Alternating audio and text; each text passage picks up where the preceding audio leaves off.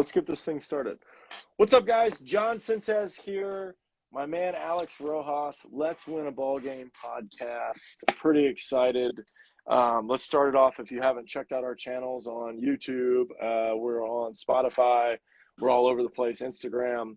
Both of us have been really, really busy, but we will get some updated content on there soon.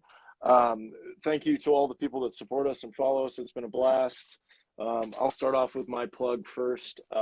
Check out one of our awesome gloves. I'm pretty excited about the JS1 right here. It's a closed back, all mesh, beautiful kip leather through the whole thing. Very what stiff. kind of leather? Kip leather. It's a very premium type of leather from a cow. It's just prepared a certain way where it's very, very, and then it's got that, you know what I mean? Oh, yeah. Yeah, just that deep leather, beautiful smell. But these are limited editions that are available on our website. If you don't know how to get it, DM us from right there. I will pass it off to my man, Alex, here. I'm sure he's got some awesome things to plug as well. If you guys are looking for a biomechanical feedback with some slow motion camera, I'm offering that as of today. I didn't even put out an advertisement for it today, but if you're familiar with the app OnForm, formerly known as Huddle got bought out by OnForm. I don't like the name, but it's the same quality of being able to trace your biomechanics in your swing.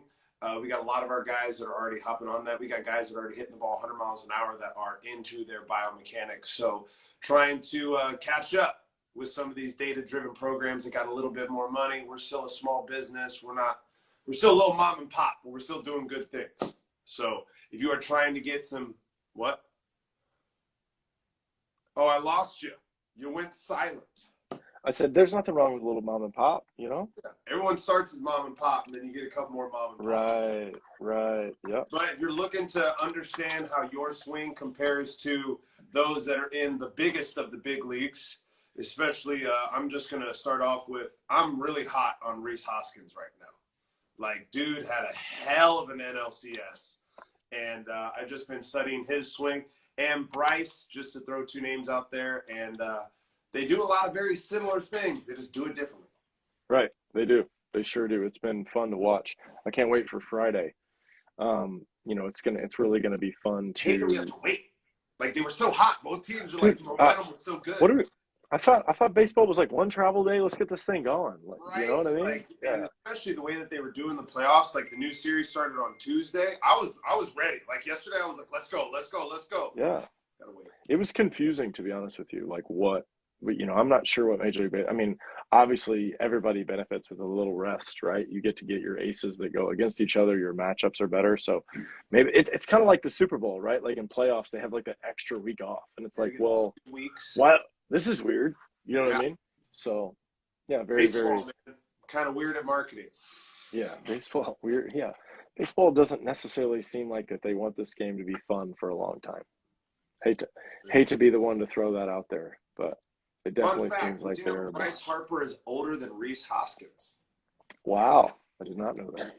Rhys Hoskins is exactly half a year older than me and a day. So 6 months and 1 day older than me. He's born on March 17th of 1993. Wow. See, things you learn every day. Still a young guy. Here's another thing, and then I want to go into interviewing you for the most part today and kind of get in a better understanding of just kind of where you're at in your journey. We know plenty about what you do now, but we haven't figured out how you got there. Rhys Hoskins did not go to a Power 5 school. He went to Sacramento State. He was a 5th-round draft pick, and look at what he's doing right now. And I know a lot of guys, they want to play in the ACC, the SEC, Big 10, Big 12, and now the awkward Pac-10, 12, 13, I don't know where they're at. You got UCLA and USC joining the Big 10. It's very strange. But just guys out there, you don't have to go to the big-name school to be a dude. You just got to be a freaking dude. Yeah, I talk about it all the time about going somewhere where you are wanted and you get to play. You know, junior college is now overly saturated with players, but it's important for, you know, athletes to understand like any route, you know, and that's where we get caught up in the metrics and the numbers. And, we try to let all our guys here understand that pitchers are ranked on your fastball, right? The faster you can throw your fastball for a strike, the more valuable you are, right? Look at what Wheeler did to the Padres, right? Like, he threw more fastballs that outing than he had his entire season. So, just, if you can understand really what the ranking system is and what they care about, and, yes, it is performing well in the game, but like, it's how well can you perform and how fast can you throw your fastball for a strike. Like, it's not either or, I mean, it really, I love the interviews of Greg Maddux that are coming back, that I, read these articles in Sports Illustrated as a young kid, where he talked about, like, I threw 95 to get there. And there's this weird fallacy that people think that Greg Maddux threw slow. And the only reason why you could kind of say that he threw slow is that the ball moved a lot. And back then, the more the ball moved, the slower it went, right? So they thought you couldn't throw fast with movement. Well, Zach Wheeler, proving otherwise. They used to say the faster you throw it, the straighter it goes. Well, also not necessarily true anymore. There's a lot of people that are doing it differently that way, so I'm really enjoying how, the information's coming back. I mean, there's video of Maddux throwing in the World Series where he's against the Yankees and he's throwing 91, 92 mile an hour two-seamers, and he hadn't been that high all season.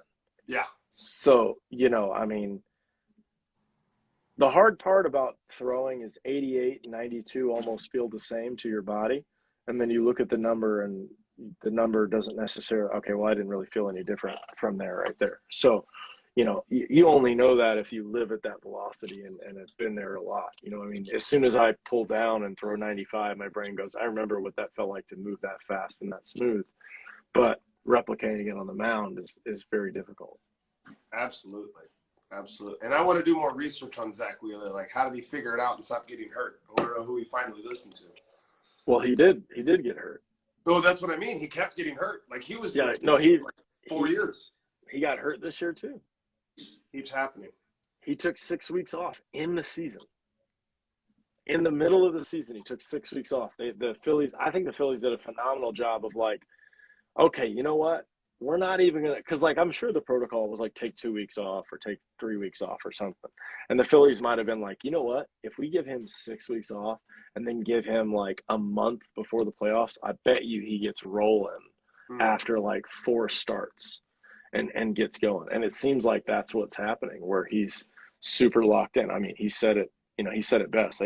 I knew it in the first inning, they couldn't hit my fastball. So I was really, trying to locate it as best as I can, and people don't understand, like, locating as best as you can, that's still as hard as you can, right? Like, I don't know of a guy that moves slow, that throws fast and throws 95. Like, it just doesn't happen. You have to move fast, and you have to, and your arm has to move fast. And you watch the videos, like, you watch them in slow motion, like, it's paralysis by analysis. Right. And if you watch them in real motion, like, every time they show those beautiful slow motions, I was like, play the same clip in real time, and I want to watch that fury from the side. Right. Because the side angle fury and the behind angle fury aren't the same thing. They're not the same angles. They don't tell the same, they don't tell the same story. They are trying to do too much sometimes. Like, they're not trying to just like I'm just trying to, groove this fastball in the outside corner. It's like, that's not how you trained your body the last, 20 some odd years. You trained it to hit the gas pedal, horsepower. Right. Totally. Couldn't agree more. I'd like to ask you a couple questions, sir. Yes, sir. So my first question is, I was just looking at your bio, right? And I know I've heard you talk about it, but I don't think we talked about it on the podcast, where you broke your arm from throwing. Not necessarily broke, but like your throwing pattern was broken. You could no longer do the same thing you used to be able to do. Talk us through that. What happened? And then how did you start to develop your system that got you back to where you were? So I basically, senior year of college, started feeling some tricep tightness throughout the year. Didn't, definitely, looking back on it, didn't attack it correctly. I distinctly remember doing tricep extensions as, a bodybuilding workout, and like it making my tricep feel good. And then we going into the strength room and them telling me it was bad. And knowing what I know now, like that was just providing a different level of blood flow that was getting consistent, that like the basis strength of those particular muscles could handle what I was doing, as, in that move. So, that definitely, I noticed that there was an issue with that, started feeling it, basically battled it all year, and I could tell there was something wrong. Going kind of into this game in April, I remember it was Easter weekend. My family was in town. We were on the road in Huntsville, Alabama.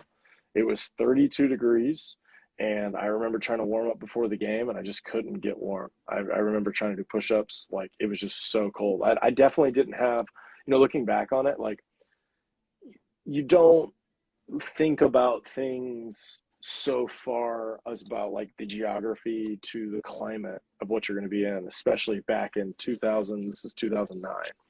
So, there's no smartphone real-time temperature. There's really no, unless you have a computer, that's your Wi-Fi, but like the computer was the only way for you to get real information on the weather or anything. So you're really relying on your coaches. And I remember they just told us it was cold.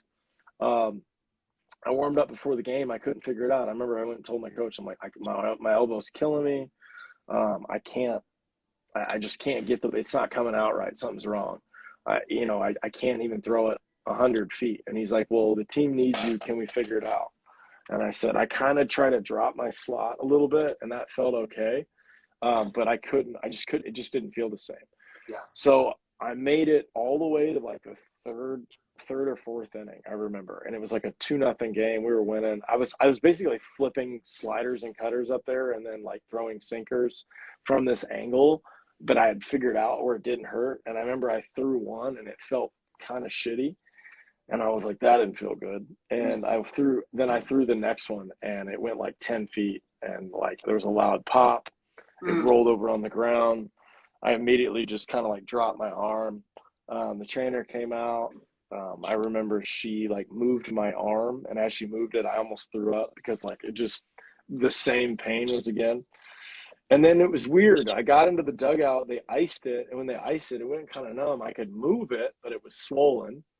And I remember we finished the game, and I had to, like, it was already prearranged on this particular day that after the game I was going to go with my family home because my family was from that area. We were going to stop in Montgomery, Alabama, and do some family photos. I had like 85-year-old grandfather's birthday. It was like a couple days after that. So I remember, okay, this is what we're doing. So I didn't even go with the team home. And so I remember going with the family, and I just couldn't even move my arm. I couldn't even move it. Like, it was just stuck in this like 60-degree angle of like that. I was like, uh-oh, like that's not good. And then the very next day we drove home. So that was Sunday. We played on Saturday. We did family day on Sunday. Monday we drove home, so I had to get back to school because we had school on Tuesday. I remember going to the training room that morning, and my elbow was fine. It was the weirdest experience, right? Like nothing hurt yet. Nothing hurt yet. I could move it again. And I told the training staff that. I remember I said, it swelled up for like 24 hours, and then I woke up today and I can move it. So I don't know what's going on. And so nobody called a doctor or did anything. We didn't schedule an MRI or anything. They were just like, all right, let's just go to 2 weeks. We'll call the doctor in the next couple of days. So it was like a very slow process. But anyway, long story short, that experience is basically what got me to where we are here, right? So everything I learned from that over the next 2.5 years from that situation was like, just don't take no for an answer from some of these smart people, and my dad and I started handling, the school, the training staff, the people, the doctors, like a little bit more business-like, instead of just accepting information. Like, we were really progressive on pushing, like, because they told me I'd never throw again, and like these things just didn't make sense to me. I had a physical therapist in my family, and they would be like, "You'd never throw again," and I'd be like, "It's a bone." Like by this point, I've got an MRI. I know the bone is broken. That took, from the moment I broke my elbow, it took 2 months to get an MRI scheduled because of. So that's what happened. You broke Yeah. your elbow? Yeah. So I threw a pitch and broke my elbow. That's what happened. Like your ulcron or whatever, however you say Yeah. it? So your ulnar bone, your ulna, is a bone. It's one of the thickest bones in the body. And so right where the elbow point is, right here, I fractured the bone going this way.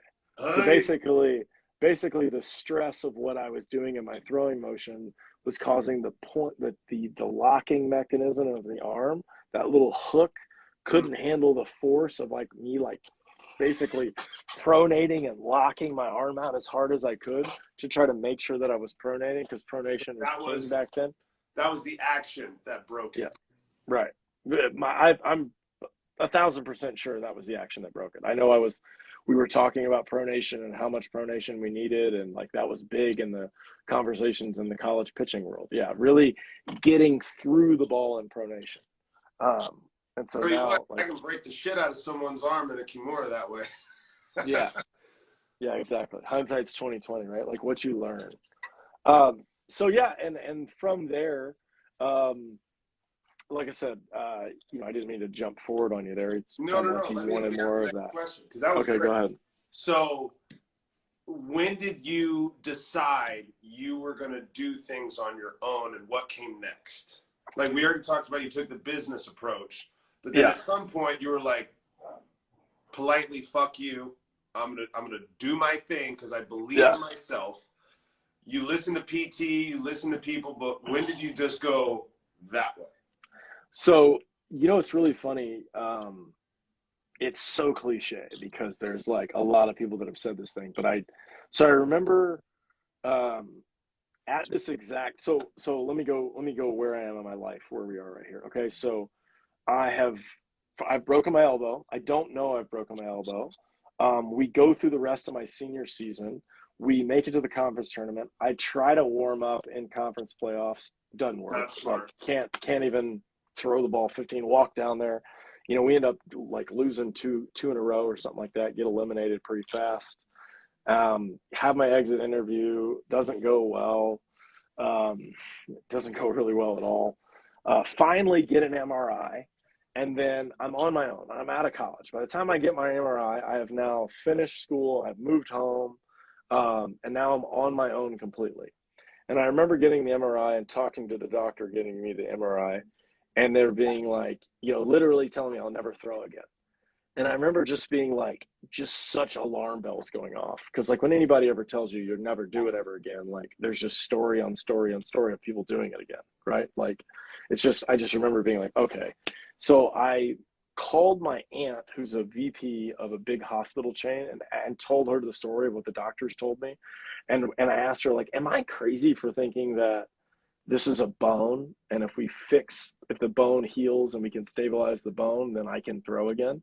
And she's like, yeah, in theory, but like they just don't know how to say it because they don't want to get sued. So they can't say you have this much chance. They have to say a generalized, you may never do X again, whatever it is. You may never run the same, right? That doesn't sound the same to a patient as it does to a doctor, And so then I called my uncle, who's a physical therapist, told him the same story. And he's like, John, there's guys all the time that overcome whatever. Right. So, you just have to go. And so I from that moment, I remember I got so I get an MRI, right? The doctor tells me, we look at the MRI. They tell me the plan of action is it's already started healing since it's been 2.5 months since your injury. So we have to let it do it. So it's going to try to do its thing. So they gave me this thing called a bone stimulator. We slapped that on. I wore that thing 3 times a day. May have only been once a day, but I was wearing it pretty much all the time because I was like, this is a signal. Like I can't screw up my arm by wearing this all the time. It has to help. It healed. So we come back, we do a CT scan instead of an MRI. It's faster and it shows you more bone stuff. It went from a 85% stress fracture from when so that's from. So that's what it was. It was a stress fracture, right? And when it was a stress fracture, that was almost a compound clean fracture. It was 85% stress fracture. So it had 15% of the bone hanging on. And I was still like, that's where I'm like running back. I was like, oh my God, if we get an MRI right away, like I'm not moving my arm. And like maybe the time frame is accelerated earlier to a different thing. Like with just a complete wrong approach on how to handle an athlete situation. Just really delayed my clock of recovery. Sure. Probably by a year, really. So finally get them to so I do everything I'm supposed to. We wait 6 months. 6 months down the road, we find it's not going to heal anymore. It's still 92%. So it went from 85% stress fracture to an 8% stress fracture, basically. Awesome. And so it did what it was supposed to, but I had to now go throw and figure it out. So I started getting on a throwing program, started working with the physical therapists that were there. None of them played. Names, but was it like a generic throwing program pretty much? Yes. Yeah, it was exactly. It was the Andrews Institute, it was their Performance Institute, and it was their physical therapist. I had no performance coaches, though. So this wasn't like they were doing biomechanics things. I was just playing catch with a guy from Buffalo who's the nicest guy in the world, but he was running a sheet of paper. Shout out to pretty Buffalo, much. Bro. Yeah. He was awesome. He was also working with some other big name athletes, but I was a Division II pitcher that got hurt. That not only did I get hurt, I was the first one of anybody in the facility the way I got hurt and how to rehab me back. So I already knew that this was going to be interesting because I'm the first guy for everybody. Okay. So was there a point during that throwing program where you're like, this isn't it? So I end up firing the facility and moving to another facility. And then from that facility, I didn't like what they said. So then I ended up going back to a facility that had done my ACL reconstruction when I was 16. So going there, I actually had a little bit more feel of business of like how I wanted to handle this. Okay. And when I showed up there at the beginning, I was like, I need to learn how to throw 95. I don't know if you can help me with that, number one. Number two, I need my arm to be able to handle the force of 95. Right now, I can't throw more than 70 probably without it hurting. So I don't know if I'm doing something wrong or I'm not strong enough or whatever it is. So they were really able to like, the physical therapist there had like 12 or 15 years experience with a minor league organization. So they had been around baseball before. And so I just used them and like guinea pigged a bunch of ideas off of from them of like how I should train, what should I do, and then just started from there and just decided that if I'm going to play professional baseball, I need to throw at least 90 miles an hour. So that needs to be the first goal. And so from that moment, what year was that? Like 11, 12? So let's see. So I have 2 surgeries. My first surgery is in the end of 2009. Yes. So yeah, I get hurt the beginning of 10 actually. Yeah, it was January of 10. So January of 10, I have my first surgery where they fix the bone. January of 11, I have my second surgery to move the nerve out of the canal in my elbow to free up space so I can actually move, because it just didn't work. Right. That was the first problem. They did the surgery, they secured the bone. I hadn't found the exact throwing motion that would be pain free yet, but I knew it wasn't working because there was a new pain in a new area. And so they ended up doing a carpal tunnel test where they send electricity from your pinky to your brain, and they put a couple places where they like block it, and like if your arm moves then it works. And so when they got to my wrist, it wasn't working right. So there was a blockage somewhere, and they found it in my elbow. So they moved it and they do this surgery normally in Tommy John's. It's called ulnar nerve transposition. They don't really do anything to the nerve, but basically give it more area of slack so it can move better. Now, the downfall of that is you lose hand strength tremendously.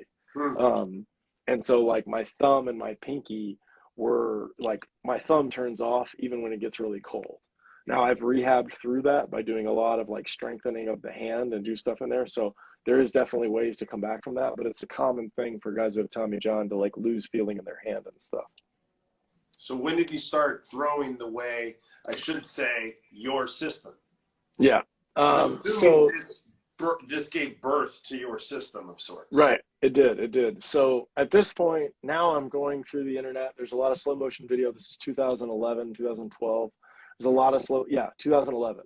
So after the surgery on the nerve, that was a 6 weeks recovery. That wasn't very long because it wasn't, you just needed all the tissue to heal up, and then you could like start being physical again. So that was very exciting.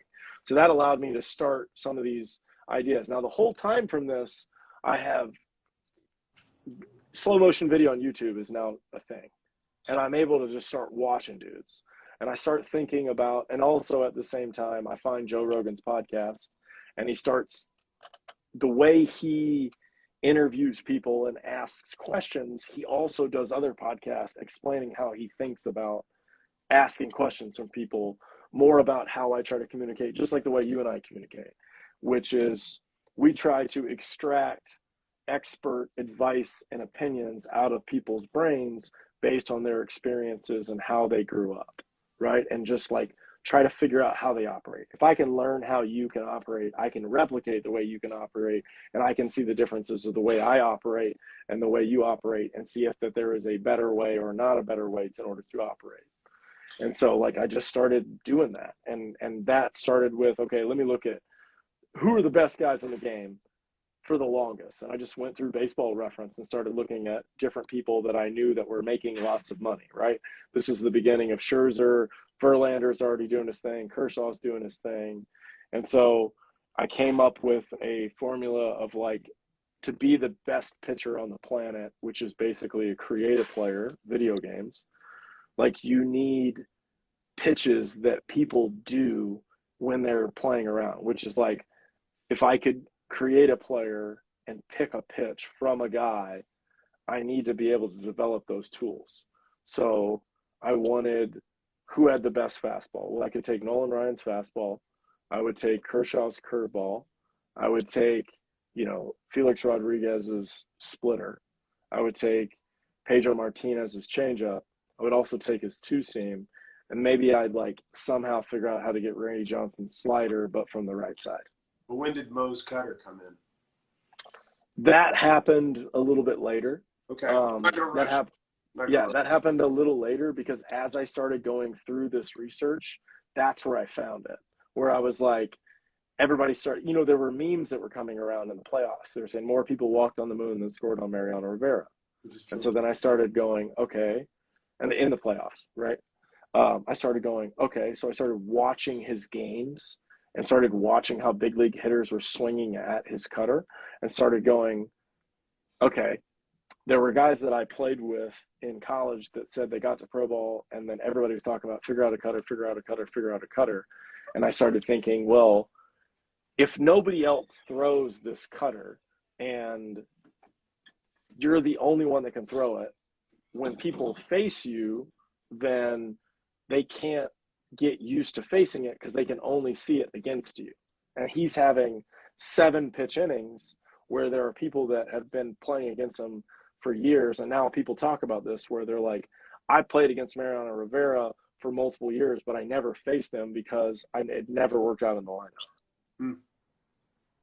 So he went a whole series, or he went a year or 2 years or 3 years and never faced him, but just watched him absolutely carve up their teammates. But it just worked out in rotation where the batters against faced, it's just not that much. I mean, you can look at it on Baseball Reference too. There's so many people that have one at bat against the guy, and it's like 0 for 1 with the rollover. 6-4, 4-3, 5-3.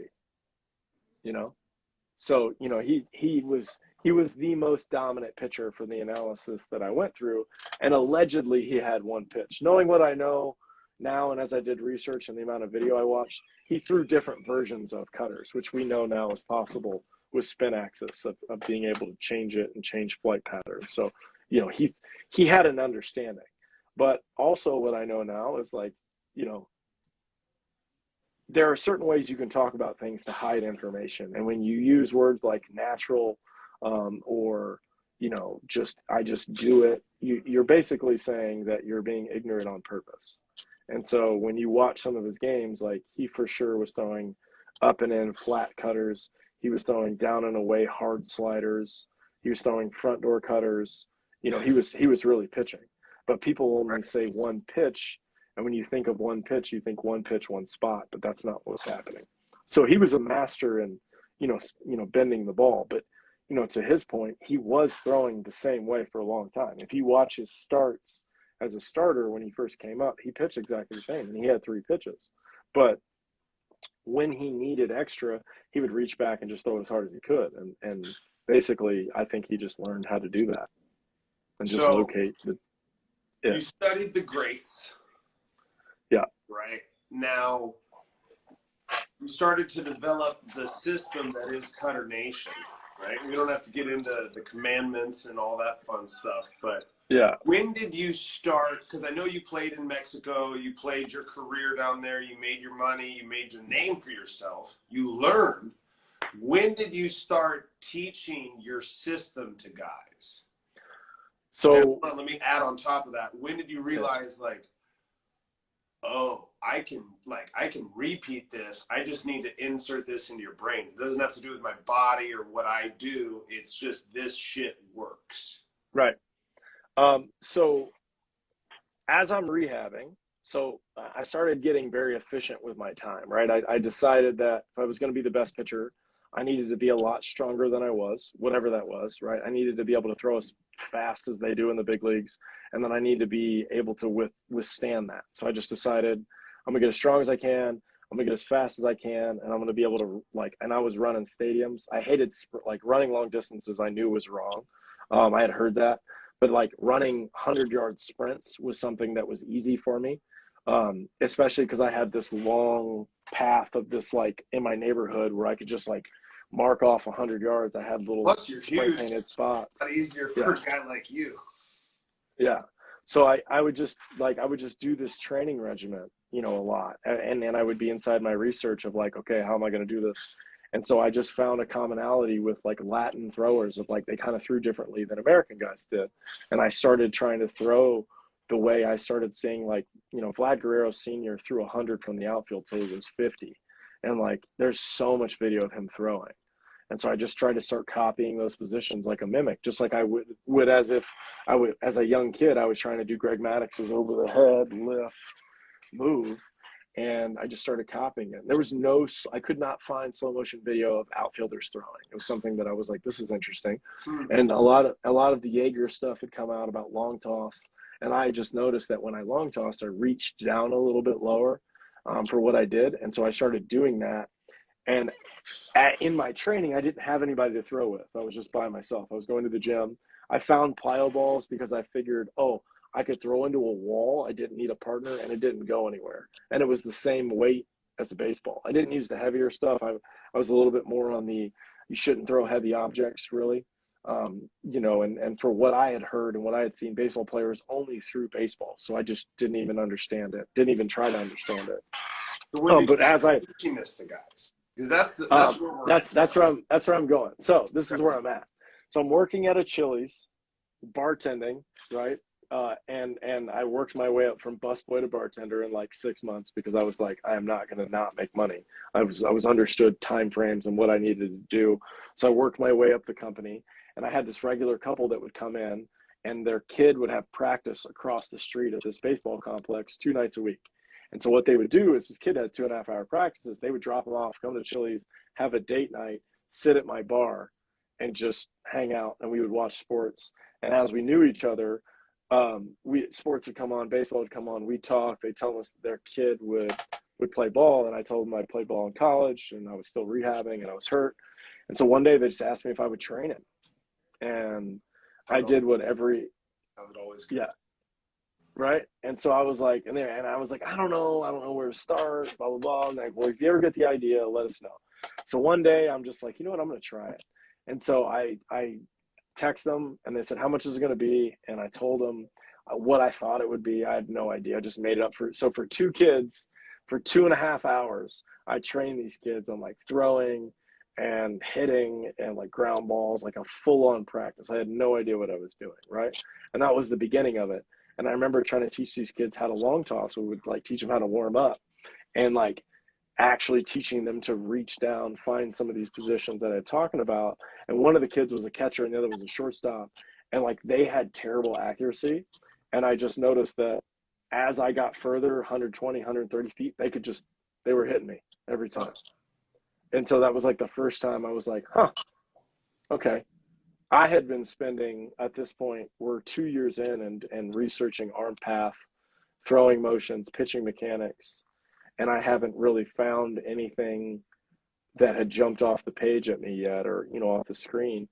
And these two kids, this high school sophomore and 12-year-old could copy what I was doing when I was throwing.